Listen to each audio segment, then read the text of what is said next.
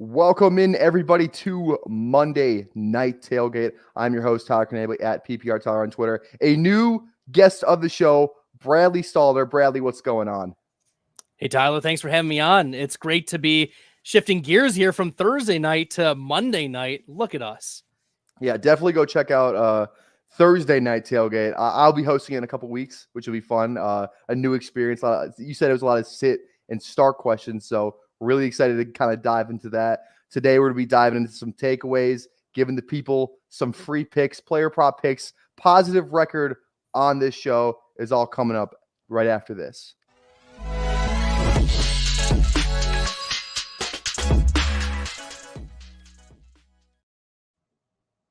All right, we are back, and I first want to just kind of talk about just week 13. It was a really entertaining week, a high-scoring fantasy week. It felt like a lot of huge games: Seahawks, Cowboys, Niners, Eagles, Lions, Saints. Just a lot of fantasy scoring going around. I thought it was really interesting. 2021 type of performances for guys like DK Metcalf and Deebo Samuel. Like it was a flash in the past for just what like the upside that they always have on any given Thursday or Sunday, I guess. So what was your thoughts about kind of just DK and Deebo overall? Yeah, DK, we've been waiting for this game all season, right? He had been pretty much outside the top 10 of every single week going into Thursday's game. And, I was talking with Han on the Thursday game because, did the Thursday tailgate. And I was like, you know what? I've got DK like 4 or 5 spots ahead of expert consensus rankings. And I think he's going to have a good game. But, it's not going to be a top 5 week, just like all the rest of the season. And Han's like, I don't know, Bradley, this might be a banner game. And it was an absolute banner game. There was about 30%. I saw, I think it was a stat from friend of player profile, Darren Armani, the FFPC. He said that 20 to 30% of people in the FFPC benched DK Metcalf for the Thursday night game.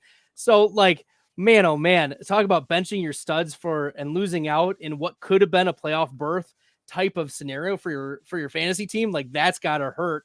But I think the storyline, yes, is good for DK. Like, we saw a top 5 week, but the big takeaway for me was Jackson Smith-Njigba. He had 11 targets in this game, and 3 of them came in the red zone. It's clear that Gino and Pete Carroll want to get JSN more involved. I'm waiting for the big blow-up game, but I think the big takeaway for me in this game is we've seen a pivot now from JSN to be, maybe a desperation flex option to now we're starting to see he's a wide receiver 3, maybe could get into the wide receiver 2 range. Tyler, what are your thoughts on JSN before we talk about Deebo? Oh, no, I love JSN. I flipped Kyren Williams for JSN a couple weeks ago. Right. There was the game right before Kyren came back. Didn't feel good when Kyren goes off for like 26, but then you see the JSN game, like it was because everyone is kind of calling it the JSN game. Even though he only finished with, I think, like 11 PPR fantasy points, but it should have been more. He had the touchdown that gets overturned. But I'm a big JSN guy. I mean, everyone sees the talent. You see the Ohio State they just pump these guys out. It's one every draft class. Like one of these guys is going in the top 15 every year. I'm a huge JSN guy. And quick on the DK thing, on your Thursday night tailgate show, I was in the chat and I said, give me a first touchdown bet. And I think it was Jalen Tolbert and Noah Fant. And I put money on both those guys. The other guy I put money on because it was at plus 1,400, DK Metcalf. I sat him in guillotine league though, which is not great. I also sat DK, Gino, and Dak Prescott. I'm now out of my guillotine league this week, so that didn't feel great. I put Pat Mahomes in over Dak Prescott like 10 minutes before the game. Not great, but you mentioned Deebo. Deebo Samuel is like this Niners offense. Kind of the way I look at it is it's just going to be somebody every game. Like everybody loves Brandon Ayuk, but there's going to be a game where he has like 4 points or 3 points because there's so many mouths to feed in this offense. Very rarely are we going to get a game where because not Christian McCaffrey, George Kittle, Ayuk, and Deebo cannot all score a touchdown in the same game. They just can't all do it. So it's just going to be this revolving door of which guy is going to have the good week. And that's why I kind of like Brock Purdy, and we'll talk about him in a little bit. But because he has all the weapons. He doesn't need to, he's not dependent on a quarterback. He is the quarterback. He's the one that's kind of mooching off all these guys. I know everyone. I actually am a big Brock Purdy guy. Like everyone on Twitter is like, oh, all he does is throw slants and bubbles. That's not all Brock Purdy does, but he is a big beneficiary of the weapons in this offense. What do you think about Debo? Yeah, 4 receptions on 4 targets for 116 yards. Holy buckets. But his longest was only for 48. He was getting chunk play after chunk play and was an easy top 12 wide receiver for this week going into the week. So, there was no reason for us to be benching Deebo Samuel against a Philadelphia secondary that is extremely vulnerable. And we saw that exposed on Sunday, but also he had 3 rushes for 22 yards in the rushing touchdown. It is the 4th time this season where Deebo Samuel has a rushing touchdown. And we look at the game logs. Deebo has finished as a top 10 wide receiver in 3 games this year. And remember, he missed a couple games. So this is a player that, I think the strategy for us, assuming all things being equal going into next year, you are drafting a lot of San Francisco in best ball. But I think you're a little more hesitant to be drafting them in, your start sit leagues. Because Brock Purdy, you mentioned, is a player that, had a big blow up game this week, but he's also had games where he's had 14 points, 12 points. He's fallen outside the top 12 in like half of his games. And so it just depends. Is it going to be a Christian McCaffrey game? Is it going to be a Kittle game? Is he going to be passing the ball to getting in the end zone, or is it going to be rushing? And that's what is going to lead to whether Purdy is going to be the guy. But as you mentioned, is it McCaffrey? Is it Kittle? Is it Debo? Is it Ayuk getting into the end zone? We don't know. That's why I think I'd like just a lot of exposure to San Francisco, but sprinkling that in and keeping that pretty even for next year. Yeah, totally agree. I love all your best ball takes. I was a huge listener of when it was best bell, and then you get the name change over to Stack Hunters. But because I'm a best ball sicko. I absolutely I love best ball. So I love hearing like kind of we always talk about redraft and dynasty, but the best ball stuff is I think something that like it should be mentioned kind of after like those 2 subjects because they're obviously the most played stuff. But I think best ball is coming around here. It's going to take over here pretty soon. It might be like the most preferred option because like I said, you don't have to not get a DK Metcalf on your bench to lose you some money. So that's what I love about best ball. It takes all the thinking out of it in some ways. So we talked about Brock Purdy. Let's just kind of dive into it. Sure. One of my biggest takeaways that I wrote in my article, it's up on Player Profile in the article section. You can go read it now, but we're kind of talking through it anyway. So you don't have to, but go give us a click. Who knows? I said 3 weeks ago, I actually wrote about Brock Purdy as well. And I said you need to go get him because you mentioned the bad games there when he was having the lull when Trent Williams was out, Christian McCaffrey a little banged up, Debo missed some time. He's not Tom Brady. He's not going to elevate all of these guys he's not going to turn like Danny Amendola into a fantasy relevant player. That's not who Brock Purdy is. He needs the guys around him to be successful, but when they're around him, like he's dynamite. He's great for fantasy.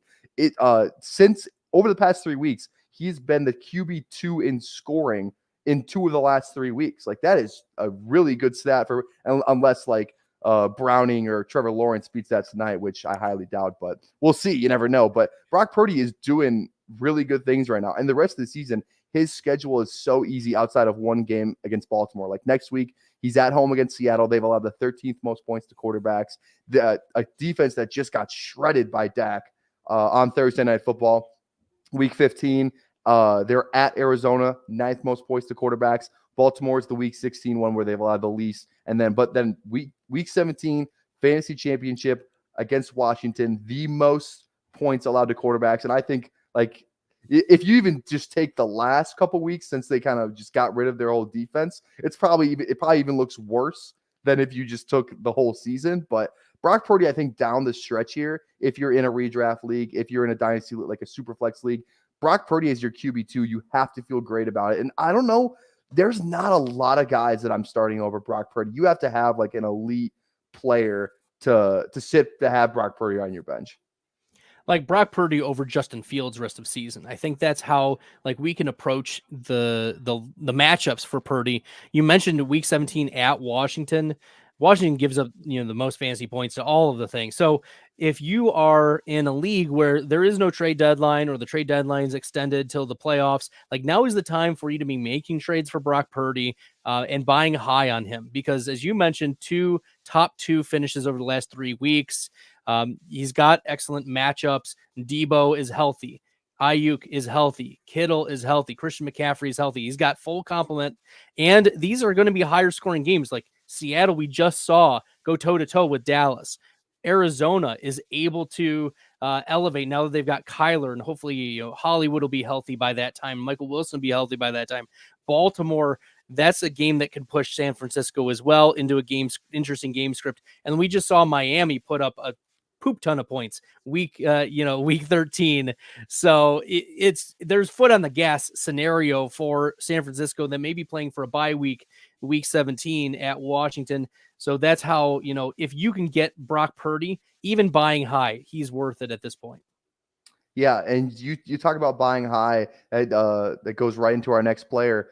Puka Nacua is a player that's been there's a lot of discourse around Puka Nacua, especially I kind of want to take a look at this from the Dynasty perspective right now, because he has the great start, the most receptions through X amount of games in history of the NFL. Kind of slows down there. Cooper Kupp comes back, and it's obviously not the same. But then like this week, 4 catches, 105 yards and a touchdown for Puka Nacua against the Cleveland defense, which is a really, really good defense. We like a defense that we respect. And Cooper Kupp, he gets in the end zone, but he doesn't have like the best game. Like Puka Nacua, I think this is the game for me personally where I think he's for real. Like he's not just a flash in the pan type of guy. He's not like what's a good like maybe like a Will Fuller, not the same player, but kind of that same experience where it's like he has the big weeks, but you don't really feel quite like you don't want to build your team around Will Fuller, even when he was doing all the stuff that he was doing. There was some injury concerns with Will Fuller too, but that's neither here nor there. What I'm trying to say, Puka Nacua just feels like a guy that you can buy high on. Right now on Keep Cherry Cut, he's going around guys like Tank Dell and Brandon Ayuk, and I'm in on that price right now for Puka Nacua. There's a saying in fantasy football that targets are earned. He has had 7+ targets in every single game he's played this season. There's not a lot of wide receivers in the league, not any player in general who can say that. So what are your thoughts on Puka Nacua? Oh man, this is a player that I was very much into in March before the draft. You can look back in my tweets, like March 23rd, I think I started tweeting about Puka Nacua, because he was a player that was putting up very interesting and eyebrow raising stats in PFF receiving grades, yards per route run. Like this was a player who I very much had my eye on and was drafting a lot of. I think I had about 50% dynasty share of Puka Nacua, before the big breakout. And now, like, okay, from a dynasty perspective, I just made a trade involving Puka Nacua today. And maybe you, Tyler, you can tell me if I won or lost this trade, but I traded Puka Nacua and Mike Evans I was receiving Jamar Chase. I love it. I love that trade. You know what's funny about that trade is I made a trade like a week ago. I traded a high first and Puka Nacua for Jamar Chase. So I also traded Puka Nacua for Jamar Chase on a terrible roster that's going to get Marvin Harrison. So I felt really good about that. But yeah, I like that trade. And it's like I just think basically you can treat Puka Nacua where he is on Keep Trade Cut right now. I don't think he's any higher or any lower. He's kind of in like that low wide receiver 1, high wide receiver 2 range. Like that's a fine price for him. Now there's some people at this company, Podfather, not to name any names, who absolutely despises Puka Nacua, which is fine. Everyone's entitled to their opinion, but I think he missed this one. I think Puka Nacua is just a great, like he's a guy you want on your team, and he's a guy who can be in your starting lineup to win a dynasty fantasy championship. And that's just who he's going to be, I think, for like the next couple of years, as long as McVay and Stafford are there. And Stafford said he wants to keep playing. I think if Stafford's there, McVay will be there. I think as long as that trio is together, and Cooper Kupp, he's proved he can't stay healthy. Any week that Cooper Kupp misses, that is Puka Nacua, slot him in for 10+ targets, no problem. So that's where I stand on the subject. Just to put a bow on Puka Nacua, like going into the season, the Rams were desperate for a wide receiver too. Like they realized that Ben Skoranek was not the answer. Van Jefferson was not the answer. Like they were searching for somebody who could put up, game-changing numbers, because I think McVay was sick and tired of, all right, we got to throw the ball to Tyler Higbee, feed the Higbeast. Like it's like we wanted a more dynamic answer, especially now that the running game had a lot of question marks around it and to stretch the field. And with Stafford coming back and Cooper Kupp with lots of questions, like Puka Nacua was a player that we should have been, consensus higher on, given what he was doing and how the Rams were already chattering over the summer of this guy's already playing as our wide receiver too. So I think that this is, a warning to us of not only paying attention to these prospects, but also recognizing team needs and the words coming out of the camps for teams, like monitoring those closely and discerning what is news and what is noise. I like it. I like it a lot. Let's move on to our last takeaway, and probably something you're not going to see on the big fantasy channels, but I think it's really worth mentioning. The Joe Flacco factor in Cleveland. Like this, like Joe Flacco is 10 times better for fantasy than PJ Walker or DTR. Like he just is. He's going to throw the ball. He knows where to go with it. And honestly, there was that pass, I think it was right in the first quarter, right when the game opened, to Amari Cooper, third down. It was third and long. I think Amari was on a post route, and it was just a beautiful ball. They showed the slow-mo replay. Like that spiral is tight, and it's a pretty looking ball. And I think Flacco's always thrown a really good ball. And it's funny that you just think about, is Joe Flacco elite? Obviously he's not elite anymore, but it's just, I think he has a lot left in the tank to kind of uplift guys like Amari Cooper, and especially Elijah Moore, who probably had his best game in 2 years since his rookie year with the Jets against, I think the last good game Elijah Moore had was I think it was a Thursday night game against the Colts where he broke out and he had 10 catches or something like that. And everyone's like, Elijah Moore is here. And then he didn't do anything after that because Zach Wilson was the quarterback. But the overall arching point that I want to bring up is Flacco, he's had a reputation for just feeding his number one wideouts. Like when Flacco was with the Jets last year and those first 3 games, Garrett Wilson was the wide receiver 15 over that span. He averaged 11 targets, 6 catches, 71 yards, and had 2 touchdowns over that 3-game span when Flacco was the starting quarterback. So I think we could very much see something similar this kind of going forward, as long as Flacco's the quarterback. Now, I don't know if it's good. I think it'll be Cooper just because he's obviously the better receiver than Elijah Moore. He obviously goes out with the concussion. But before he went out, he had 5 targets, 3 catches for 34 yards. Not the most revealing stat line, but the 5 targets in the second quarter, that's a pretty good. That's something I like to see. So, what are your overall thoughts on the Flacco Browns receiver fantasy situation? Yeah, I think that there's stability with Joe Flacco at the quarterback. I should take a step back. Super Bowl champion Joe Flacco in at quarterback. We joke about him being elite, but we can't joke about the fact that he brings champion level experience to a team that is hungry for the playoffs. And I know the Browns, they've been struggling as of late. They've lost their last 2 games to Denver and to the LA Rams, and they've got tough sledding ahead against Jacksonville week 14. And they've got Houston week 16. They've got some tough matchups, and they've got interdivisional matchups with Cincinnati. This is not easy for the Browns to be moving forward, but Flacco can be that answer for them. Jerome Ford finishes the running back 12 in this game with that receiving touchdown. He was wide open. Flacco makes that read. Not sure if DTR makes that read. And then Elijah Moore also 12 targets. That ties a career high for Moore. Remember that Indy game, you talked about that, and then he kind of disappeared a little bit but that's because of injury.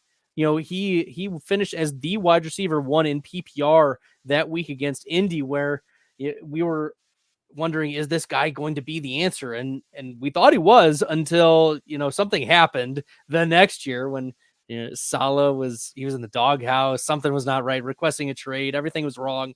The diva-ness kind of showed up, but I think that this is, going to be good for Elijah Moore. It can't be bad. It can't be any worse than some of the weekly finishes he was having this year. We talk about wide receiver 80, 77, 118, 67. He was even wide receiver 77 last week. Like, it couldn't get much worse. And Elijah Moore going into Monday night is wide receiver 26, only 4 of 12, but 83 yards. You can't ignore the targets. As you mentioned earlier, targets are earned. And so that's a thing that Joe Flacco's, it's proven that he's earned those targets from Joe Flacco. And with Flacco moving forward, I think that the Browns are at least have some stability. We know PJ Walker and DTR are like zero floor type of guys. At least Flacco can keep them competitive. To make this just actionable advice, if let's say Amari Cooper is out next week, it's Flacco and it's Elijah Moore. Are you starting Elijah Moore over a guy like, let's say, I would say Chris Godwin, because they're kind of similar games, but Chris Godwin hasn't had the best go of it as of late. I'm trying to think of a guy in that range. Godwin's hurt. Yeah. I'm starting Rashee Rice still over Elijah Moore. I'm starting Elijah Moore over Josh Downs. I think that's the move. Christian Kirk over Elijah Moore still. That's kind of the range of what we're looking at. Christian Watson, if he gets a clean bill of health, obviously over him, but Jerry Jeudy, I think we would take Elijah Moore over Jerry Jeudy. Yep. Sutton? Sutton over Elijah Moore. I think so. Gotcha. Well, you mentioned one player in there, and this is transitions perfectly into our next segment of the show, which is the can't miss, can't lose player prop picks. After last week, we went 2-2.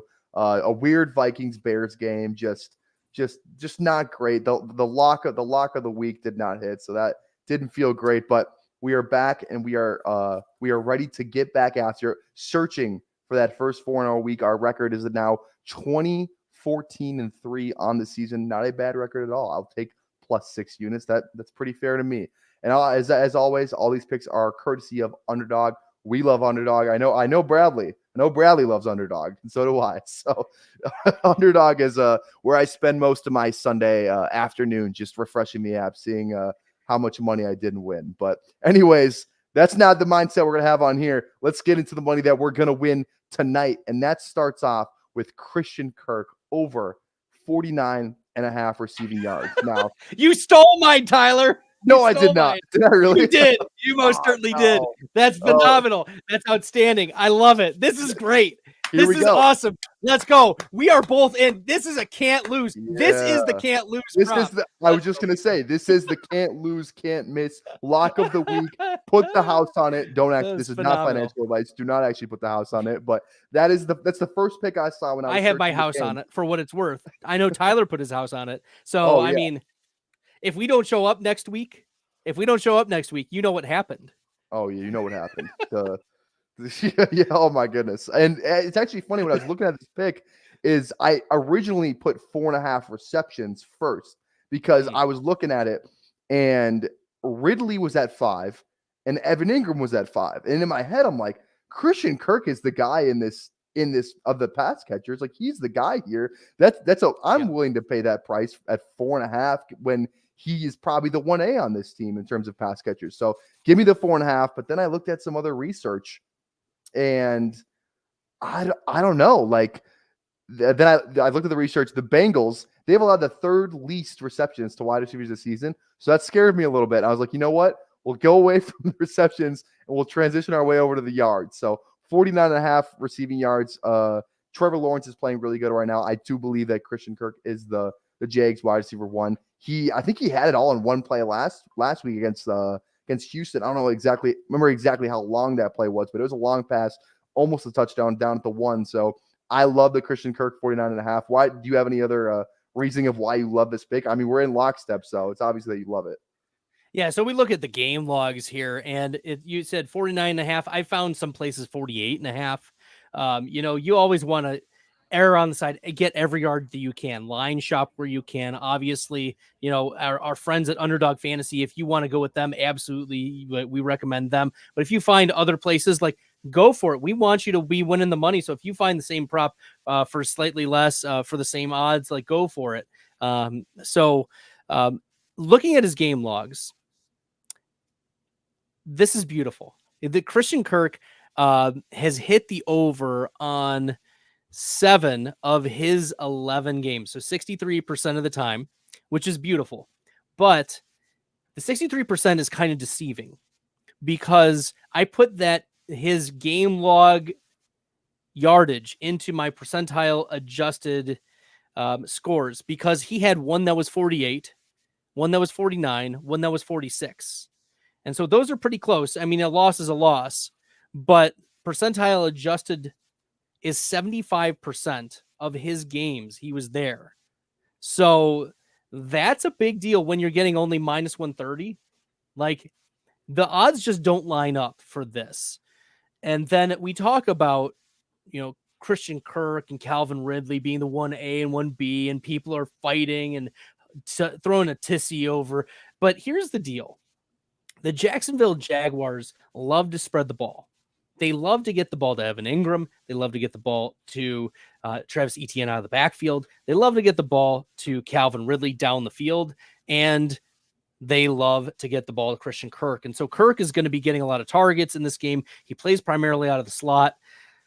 But with the emergence of Calvin Ridley over the last few weeks, because Zay Jones is present, it does open the field a little bit more for Christian Kirk. We've seen 3 of his last 5 games, 89 or more receiving yards. So to be at 48.5 or 49.5, or split your hairs however you want, the reality is this is a pretty good one that I think the odds are in our favor here. And one last thing, I'm also a big fan of Calvin Ridley. Tyler, if you'll indulge me for a moment, the Zay Jones corollary lives.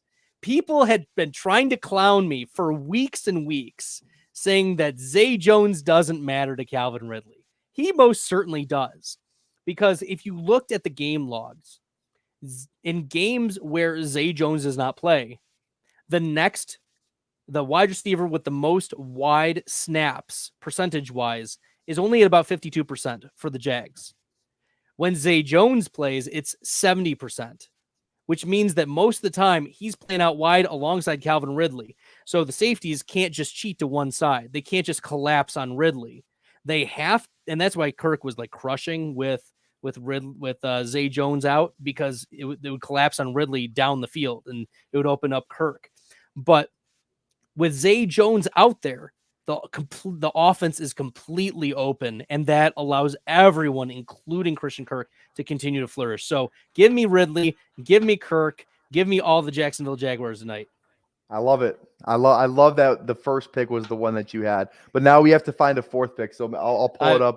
Let me do some research while you talk about your others. All right, gotcha. The next one. So I usually have a lot of data to back some of these picks up, and I get some of the picks I give out on the show are kind of off vibes. This next one is kind of like that, just kind of thinking through some of the stuff.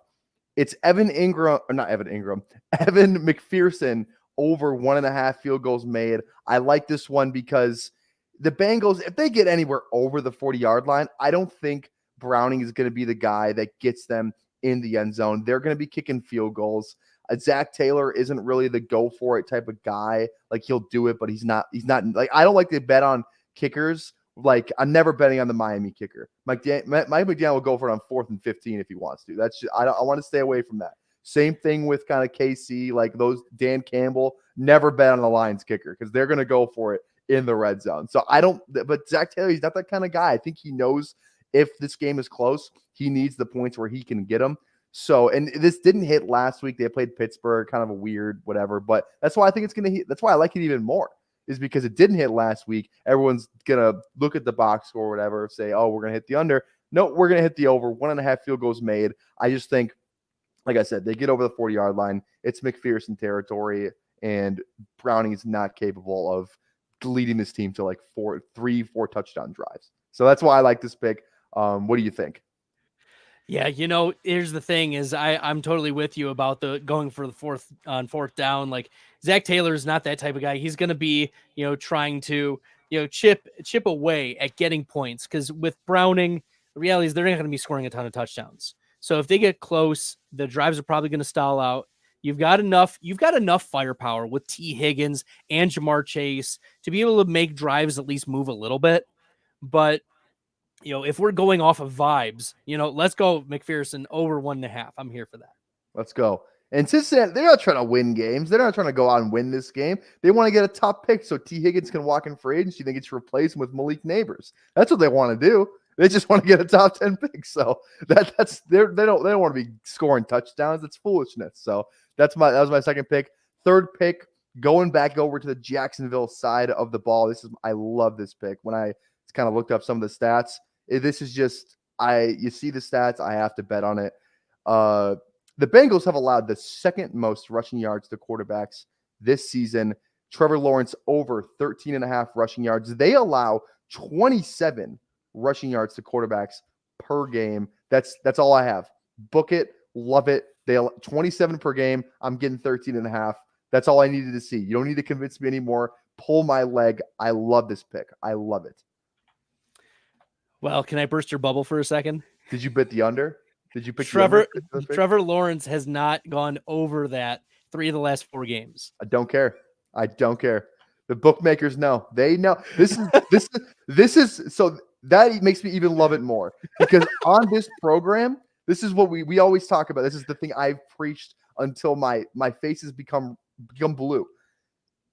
Because it's not hit 3 of the last 4 times. The books know that you want that you're going to go. The books know you're going to go on Sleeper. You're going to pull up the app just like I do and every other idiot that sports bets. They're going to pull up the app and they're going to look at the game logs and they're going to oh, he went under in this game. He went under in this game. He went under in this game. The under pick is so free this week. It's so free.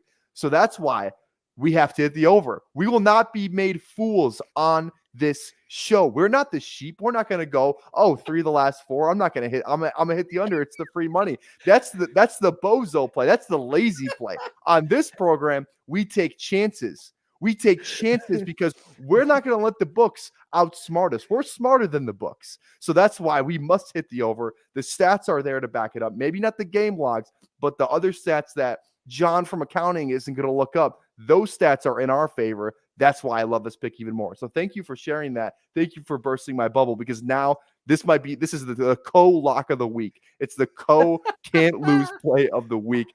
Give me your 4th pick. Okay, here's one that dates back a little bit. We're going to take the under on Joe Mixon rushing plus receiving yards, 69.5. Okay. So Mixon last week against Pittsburgh, 8 total rushes. 8. Not great. 8 attempts. 8 attempts. Holy buckets. This has been disastrous. And he's flirted with this number. It's been very close as of late. But, this is a game where I would expect the Bengals to not be leading, which means they're not going to be feeding Joe Mixon. They're not going to establish the run against Jacksonville. They're going to be passing. They're going to need to be throwing to T. Higgins. They're going to need to be throwing to Jamar Chase to be keeping up with Trevor Lawrence and Evan Ingram and Calvin Ridley and Christian Kirk and Travis Etienne. They're going to have to be playing catch up. And Joe Mixon is going to be game scripted out. So I'm going to take the under 69.5 total yards. Plus, Mixon just doesn't have the juice this year. We talk about yards per carry or yards per touch. I mean, 5.8 yards per target for Joe Mixon this year, 3.86 yards per carry this year. The efficiency metrics aren't there. The game script is not there. The game logs are not there. Come at me, Joe Mixon under 69.5. Let's go. It's funny you say that because your guy on the Thursday Night Tailgate, Ahan, I think his bet tonight is Joe Mixon over receiving yards, just receiving yards. So there's still a world where both parties can be happy. You mentioned the carries. We can thread the needle.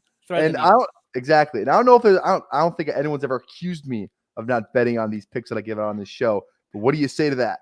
What do you say to that right there? So we put the house on it. We just put the house on it.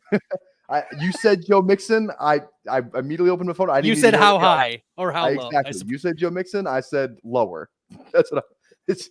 How many rushing yards is Joe Mixon going to have? Lower. That's what the answer is. Lower than whatever Underdog Fantasy says. So, Bradley, this was a great time. Just in case anybody didn't get the picture coming in late, we'll recap them real quick. Christian Kirk, over 49.5 receiving yards. Lock of the week. Can't miss play of the week. Put the house on it. Evan McPherson, over 1.5 field goals made. Trevor Lawrence, over 13.5 rushing yards. Co-lock of the week. Can't miss pick. Put the house on it. And then Joe Mixon, under, was it 68? You said 69.5. 69. I love it better. Like you said, every yard counts. 69.5 rushing and receiving yards. Don't put the house on that one. Put the house on the 4-leg pick. The 4-leg. It's going to hit. We are due for a 4-0 week on this program. We have not hit it yet, but why can't it be this week? That's my mindset. We're due.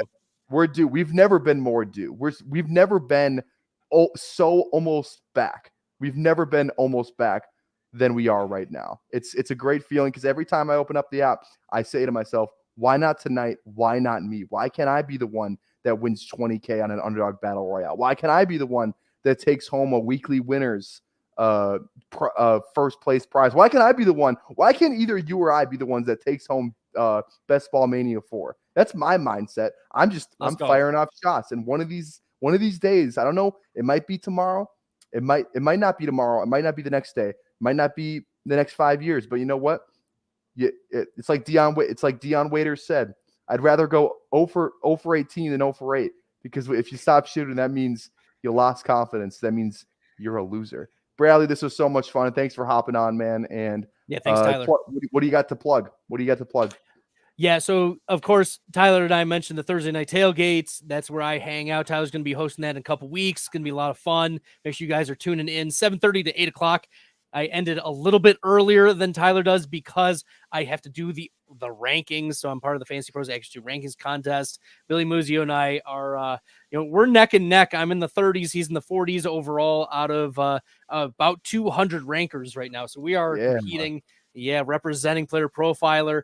So make sure you guys are checking that out. On Saturday nights at 9 p.m., usually 9 p.m. Eastern, Billy Muzio and I also have the best start sit show in the industry, and that's the Dominator Lineup Lockdown Edition.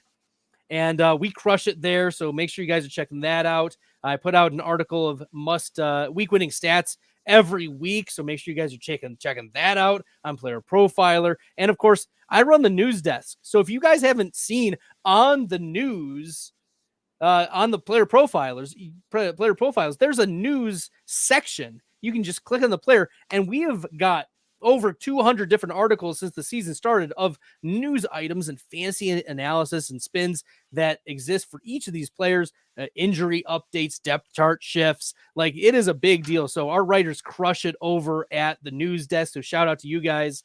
And we're getting some videos here coming very soon. So Tyler is one of those guys who's going to be helping us with the videos, the video side. Looking forward to integrating that into the news. So really excited for a lot of things the Player Profiler is bringing. So make sure you guys are tuning in. Lots of fun. Thank you, Tyler, for inviting me.